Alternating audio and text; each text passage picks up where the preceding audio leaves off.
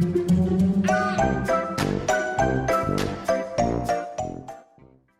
guys, Sandy here. Welcome back to the channel. Today I am playing with some fun Underwater Friends products. So I have the Whirlpool Stencil, the Underwater Friends stamp set, what is left of my Underwater Friends paper collection. Love these designs, so I've been using them like crazy. I'm going to be playing with Glitter Glaze. You guys know this just makes my soul happy. So let's see what I can do.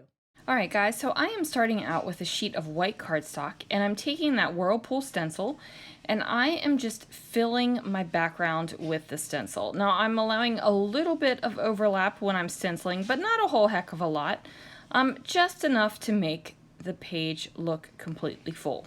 Now that I've got that down, I have decided that I am going to add in some more Whirlpool, but this time with Glitter Glaze. Now what this is going to do is give me a little bit of extra sparkly over top of my Whirlpools.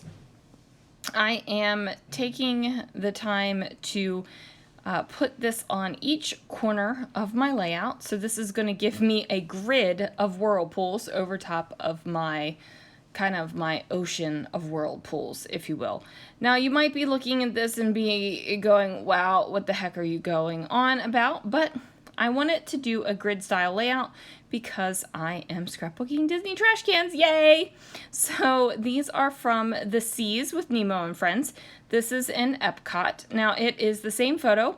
One is in black and white and one is in color. My original plan was to have only one photo, but I printed this photo from home and wouldn't you know it, hit black and white accidentally instead of color. So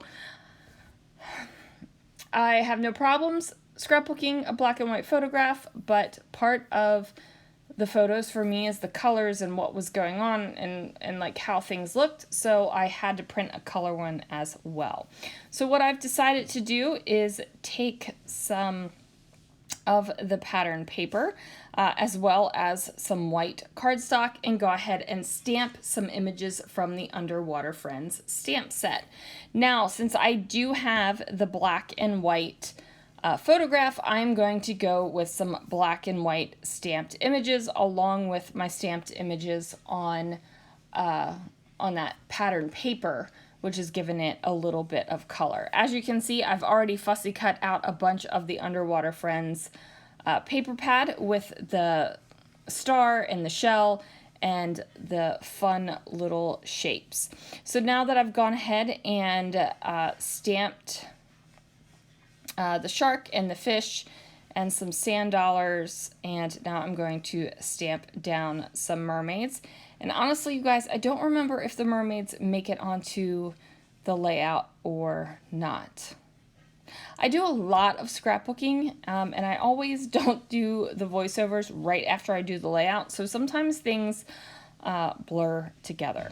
So I am going to fussy cut out all of my stamped images. Now, you do not have to do this because the Underwater Friends stamp set does have a coordinating die set. So if fussy cutting is not your jam, you can definitely grab the die set as well and go ahead and do that. So as you can see, I definitely am going to have a lot of white on this layout. And I am totally good with that. If white is not your thing, I get it, I respect it, color in everything.